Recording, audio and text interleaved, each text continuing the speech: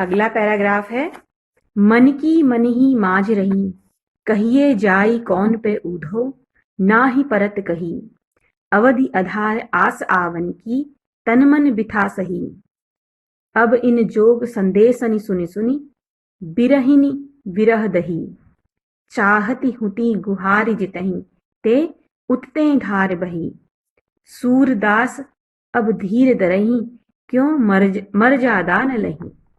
तो कुछ शब्दों के अर्थ यहाँ पर इस प्रकार हैं। माज का अर्थ है बीच में, मध्य में। अवधि का अर्थ है समय। आधार का अर्थ है सहारा, बेस। आस का अर्थ है आशा, होप। आवन का अर्थ है आने की। बिथा का अर्थ है व्यथा, दुख। सुनी सुनी, सुन सुनकर। बिरहिनी, वियोग को सहन करने वाली। विरह मतलब वियोग, दही का मतलब जलना। चाहती होती गुहारही जितही ते। गुहार का मतलब क्या है? पुकारना, गुहार लगाना, रक्षा के लिए पुकारना। जितही ते, जितही ते जितना ज्यादा, जितना ही। उतते मतलब उधर से।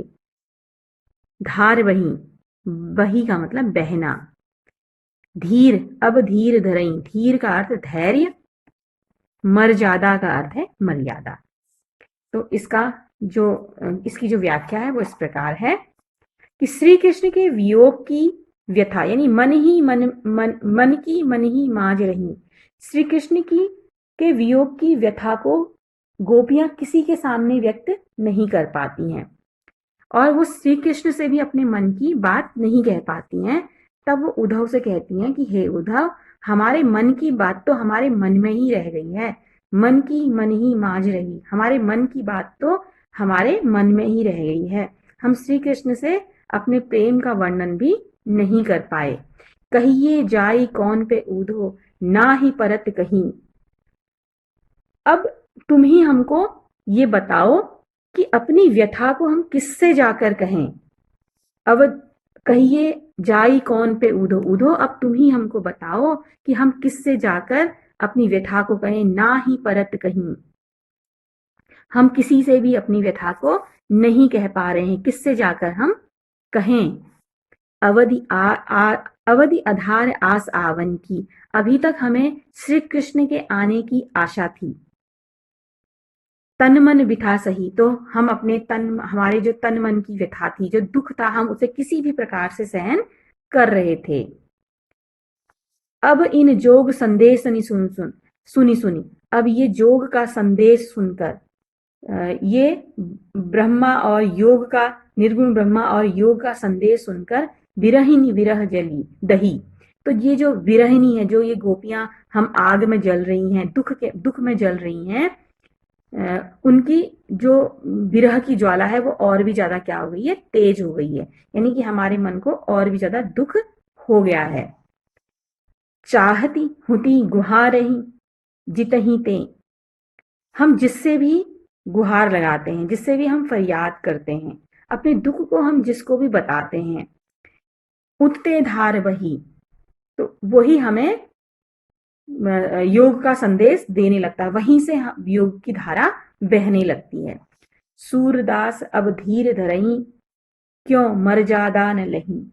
तो यहाँ पर जो सूरदास जी हैं वो गोपियों के माध्यम से कहना चाहते हैं कि अब जब गोपियों ने ही सभी, अब जब श्री कृष्ण ने ही सभी मर्यादाओं का त्याग कर दिया है, तो हम धैर्य धारण कैसे कर सकते हैं। यानी कि श्री कृष्ण ने बार बार ये संदेश भेजकर अपनी मर्यादा का क्या कर दिया है?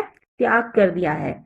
इसलिए अब हम धैर्य धारण कैसे करें। तो यहाँ पर इसका भाव यह है कि हमें यह विश्वास था कि श्री कृष्ण हमारे दुखों को दूर करेंगे, पर अब तो श्री कृष्ण ने ही उल्टा हमें योग का उपदेश भिजवा दिया है। अब हमारी रक्षा का सहारा कौन है? हे उद्धव, अब तो आप भी स्वयं अपनी आंखों से हमारी व्यथित दशा को देख सकते हैं, यानी हमारे दुख को देख सकते हैं। इस दुख के समय में हमारे साहस की समस्त मर्यादा क्या हो चुकी है? नष्ट हो चुकी है। अर्थात अब दुख सहन करना हमारे बस में नहीं है, दुख सहन करने का हमारे अंदर साहस नहीं है। तो गोपियां इस प्रकार से यहाँ पर बताना चाहती हैं। इसमें अनुप्रास अलंकार है। अवधि आधार आस आवन की अ वर्ण की आवृत्ति एक से अधिक बार है। तो यहाँ पर किसका कौन सा अलंकार है? अनुप्रास अलंकार है। सुनी सुनी, पुनरुक्ति प्रकाश। पुनरुक्ति प्रकाश क्या होता है? जब एक ही शब्दों की कई बार आवृत्ति होती है।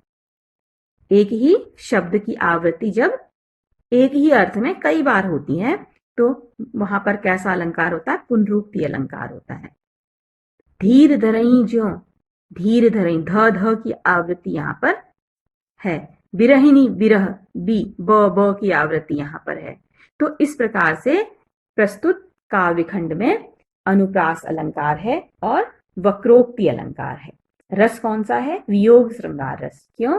क्योंकि श्री कृष्ण के वियोग में यह गाया गया है, क्योंकि श्री कृष्ण से गोपियां बहुत अधिक प्रेम करती हैं और उनके बिछड़ जाने के दुख में वो अपना प्रेम व्यक्त कर रही हैं और अपना दुख भी व्यक्त कर रही हैं।